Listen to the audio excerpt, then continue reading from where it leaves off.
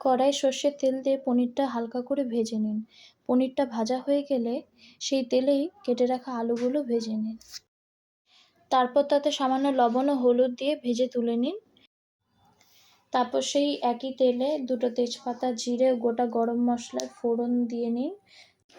তারপর মিক্সার গ্রাইন্ডারে আদা, শুকনো লঙ্কা, কাজু, কিশমিশ, চারমগজ ও জিরের একটা পেস্ট বানিয়ে নিন। তারপর সেই পেস্টটা কড়াইয়ে দিয়ে ভালো করে কষিয়ে নিন।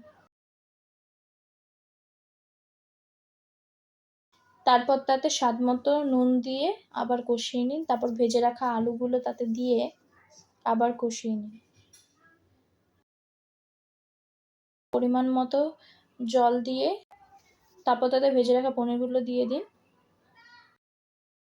তারপর তাতে সামান্য পরিমাণ চিনি, গরম মশলা ও ঘি দিয়ে তৈরি আপনাদের পনিরের রেসিপি।